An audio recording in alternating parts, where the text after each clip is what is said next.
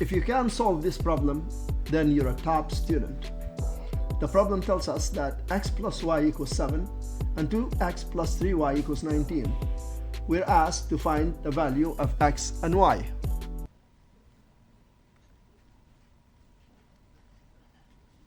You see, this is a system of linear equations from middle school. But don't rush. Today we can solve it using elementary school method. Let's look at the second equation.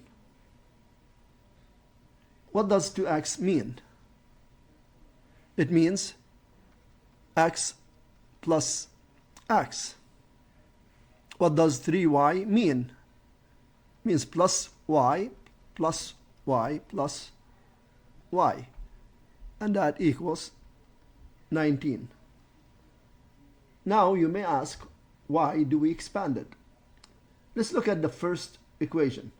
It says x plus y equals 7. Now this x plus y here would equal 7.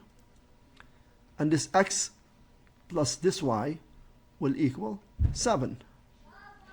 Now we have 7 plus 7 is 14, and still have plus y equals 19, and therefore y equals 19 minus 14, which equals 5.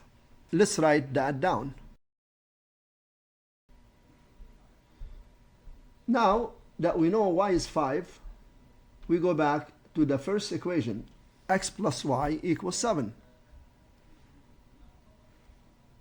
We substitute 5 for the y, and then we subtract 5 from both sides, and we get 7 minus 5, and therefore x equals 2. Now we have found both values, x equals 2 and y equals 5.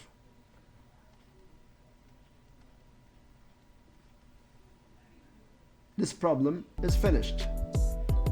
What this example shows us is that even though in algebra we often use methods like substitution or elimination, everything in mathematics really goes back to the basics.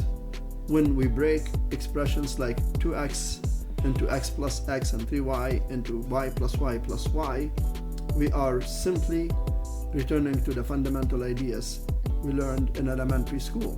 Sometimes the most powerful way to understand a problem is to bring it back to those simple building blocks. If you enjoyed this simple method, subscribe to the channel for more clear and practical math explanations. Thanks for watching. See you next time.